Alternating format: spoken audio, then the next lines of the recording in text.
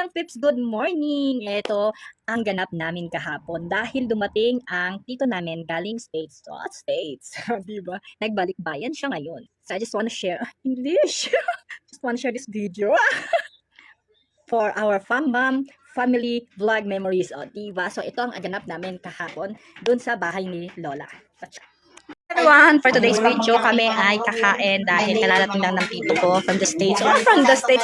Yan, that's my tito from US and family.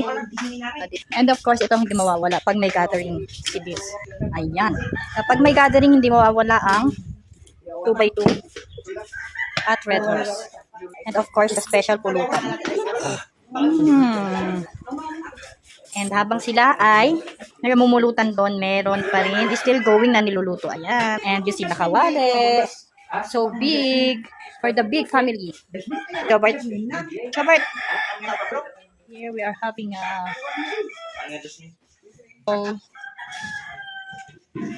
for our balikbayan. Balikbayan. Say hi, Uncle Balikbayan. Say hi to my vlog. Makipulutan muna tayo, mga be. This is anihaw na yempo.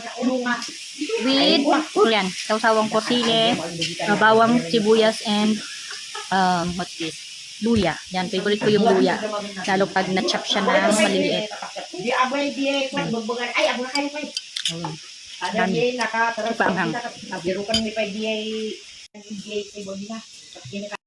And here you go, nagsidatingin natin yung iba kong mga cousins. So, ayan, eating time, lunch time na. Ayan, preparing the videoke. Lalabas na yun. So, ayan, nag-start na kaming mag-video, okay. Sinet up nga nila yan. Alam nyo, pag meron kaming family gathering, hindi talaga mawawala yung karaoke. Kasi, syempre, alam nyo na, singer kaming lahat.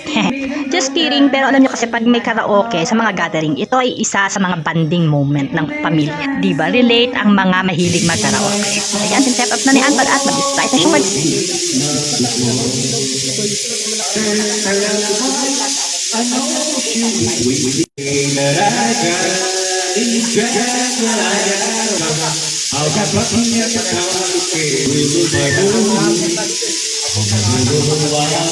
It's coffee time, barako. Ayan o. Parang lugaw. Lugaw.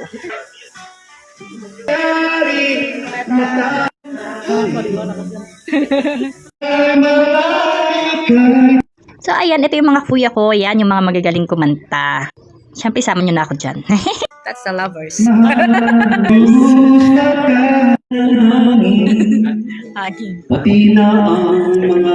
At ayan, humabol pa isang kuya. Ayan, yan ang ganap namin kahapon, Sabado, pagdating ng tito nga namin, galing Amerika. So, kapag dumarating talaga sila, yung mga tito namin from US, this is from the mother side ko. Sa mother side ko, ganyan. Lagi kami doon sa Lola's house, sa family house ni Lola. Kasi nga, syempre, matagal silang hindi umuwi. Taon silang bago. Like, parang every 5 years, minsan hindi pa. Tapos, ilang buwan lang sila dito or ilang days lang. So, kailangan natin silang i-banding every day.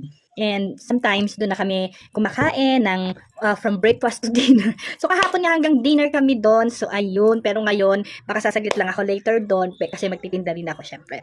Kailangan lang natin silang i-banding kasi syempre ang life 'di ba? Syempre kailangan yung mga matagal na hindi mo nakikita, kailangan natin bigyan syempre ng time. Like yung mga titos natin, mga titas natin na mga nasa ibang bansa kapag sila ay dumarating. Let us give lalo kapag gustong-gusto naman nila na, 'di ba? Kasi may mga ganun na tao na pagkaling sa Amerika gustong-gusto nila na everyday pinupuntahan sila kasi yun yung time ng bonding moment. May mga galing kasi sa Amerika na ayaw nila may pumupunta sa bahay nila, 'di ba? Pero tayo, yung mga tito namin, gusto nila na dito na kayo kumain. Nagpapaluto talaga sila ng pang lunch, pang dinner para doon na kami kumakain sa bahay ni Lola. Yun. So, ayun nga, and syempre, sabi ko nga sa inyo, hindi nawala yung videoke and ganyan-ganyan. So, that's our vlog yesterday. And syempre, meron pang susunod-sunod kapag ako'y sinipag.